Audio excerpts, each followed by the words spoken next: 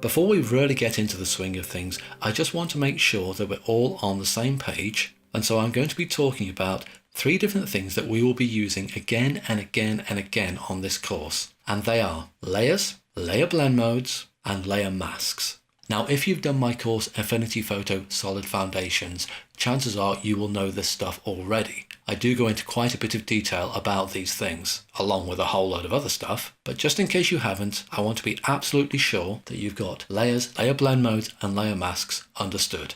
Now, just before we dive in, a lot of these images I get from a site called Pixabay, and I will show you it now. Here we are, pixabay.com. The way it works is that you sign up and, if you're a nice person, you upload some photographs to it, along with thousands of other people who have done the same thing. And then if you want an image, you can search for it. Now, the good thing about this site is it says free high quality images. And it says at the bottom, you may download, modify, distribute and use them royalty free for anything you like, even in commercial applications, and attribution is not required, which means you don't have to say where you got the image from.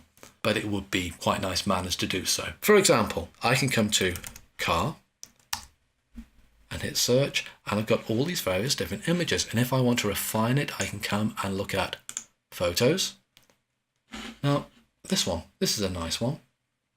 And once you're signed up and you're signed in, you can come to free download and you can download the original file like this, and you can do whatever you want with it. I use various images from this site along with my own images to do the various videos that we're going to be taking a look at. Alright, let's move this out of the way and get started. And first of all, we'll talk about layers and what a layer is.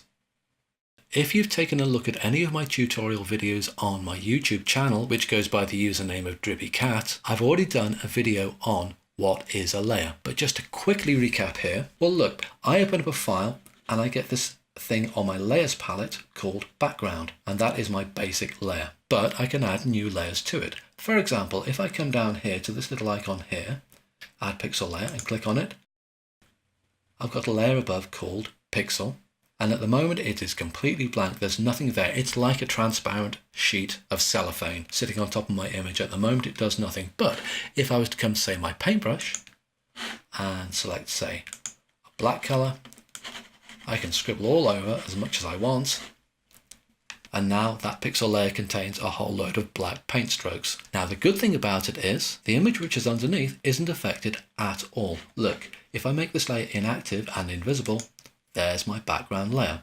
I'll bring the pixel layer back again, and I can do things like I can move it around like this. I can also come to, say, the opacity of it. I can reduce the opacity so it becomes more and more transparent, so it's completely invisible there, or I can fade it back in. This little box around it, that's just to resize and to move things around. If I come back to my hand icon, my view tool, that becomes invisible. Alright, so that's a basic layer, and I will get rid of this because I don't need it anymore. Instead, I'm going to come to my background layer, I'm going to right click and come down until I see duplicate, or Command plus J. And let's duplicate. Now I have the same image sitting on top of my background layer, and I will rename it to call it top.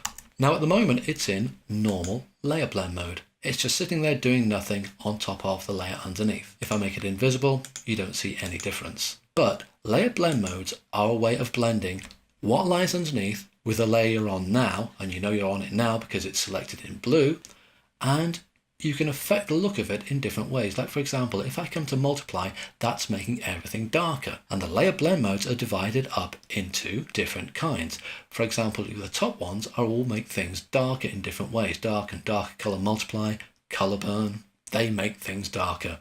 The next lot make things lighter, like lighten, light color, screen, color dodge, add. You can see I'm not painting on the layer itself, I'm just adjusting the layer blend mode. Now the next ones make things darker and lighter. The darks will get darker, the lights will get lighter, and I'll show you. Overlay, soft light, hard light, vivid light, pin light. Not so much here, but it will do later on, I promise you. Then things like linear light, look at that, much more contrasty. It's taking my top layer and it interacts with the layers which are underneath it to give you this look. Then things like hard mix, which you tend not to use so much. Then you've got 3 layers underneath, which are known as the comparative blend modes, and you don't really use them very much. Underneath them, you've got things called the component layer blend modes: hue, saturation, luminosity, and color. At the moment, you don't see much of a difference there, but you will do as the course goes on, and we use the layer blend modes in different ways. Now, all the layer blend modes I've shown you so far, you will find them in many, many image editing programs. In Photoshop, certainly. The ones underneath, average, negation, reflect, glow, contrast, negate, and erase, they are particular to Affinity Photo. So for now, let's take this to, say, overlay. So now we've got a more contrasty layer. If I make this layer invisible, that's my original layer. That's the same layer, just sitting on top of the original, but with overlay layer blend mode applied. Now, the final thing I want to talk about are layer masks. They do sometimes confuse people, so I'll go over what they do now. If I make sure my top layer is selected, I come down to this little icon here where it says mask layer. Click on it. And now you can see, instead of having one little picture in my layers palette, I've got 2 sitting next to each other. This is my layer, the picture of the girl, and this is my layer mask. And you can tell which one is selected because you get this little white box surrounding. The girl is selected, the layer mask is selected. So what is a layer mask? It's a way of masking out parts of this layer. Now at the moment, nothing is masked. You can see everything. That's because my layer mask is at the moment just a series of white pixels that are sitting on top of this particular image. And that really is all a layer mask is. It's just a series of white pixels that are sitting on top of the layer they belong to, in this case the top layer. And at the moment it's doing nothing. But if I come to my paintbrush and I make sure I've got black selected, watch what happens just in this shadow area here. If I start painting, what you're seeing is the underlying layer showing through. Like that. And that's because I've painted some black pixels on top, and the black effectively makes a hole in your top layer and shows you the layer underneath. But the good thing about it is, if I come and select white again, I can paint the top layer back in. It's not permanent. You can do this as many times as you like. Now I've painted some of the layer back in, and if I want to change my mind again, I can just come back, select black again, and start painting the layer out. That is what a layer mask does. It masks out the layer you're working with to show you the stuff that's underneath. Now people get confused by this, so try thinking of it like this. With a layer mask, white gives light, black hole. So what do I mean by that? If you've got white selected, and I'll come and do that now, this layer is just a series of pixels. And pixels are basically just little squares of light of different colors that go to make up your image. And when I say white gives light, it means that when you've got white on your layer mask, it shows all the light that's on that layer. So white gives light. But black hole, well, if I paint with black, I'm making a hole so you can see what's underneath. So black hole. So remember, white gives light, black hole. Now if I just very quickly make my entire layer invisible, that's the underlying layer.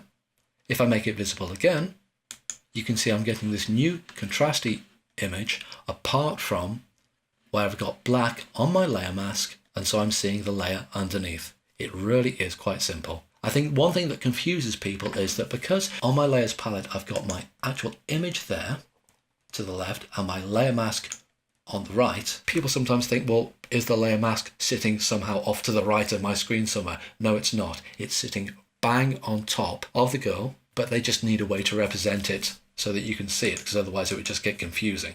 The other thing to remember is when you are working with layer masks, be sure that you have got the layer mask selected. Like for example, if I was to come to, say, here by mistake on the actual pixel layer, and I got my paintbrush and I started painting, you can see I'm getting some rather strange effects. That's because I'm painting black directly onto my pixel layer. If I was to take my layer mask and make it invisible, oh, look at that. I've painted a whole load of dark colours on there which I didn't want in the first place. So I'm going to press Command Z to undo that and Command Z to get rid of all those black marks that I made. So be sure that you've got your layer mask selected when you are working on things, when you are masking out parts of your layer. Alright, those are the 3 things I wanted to cover because we'll be using them a lot as the course progresses. So now that you have that under your belt, I'll see you in the next video.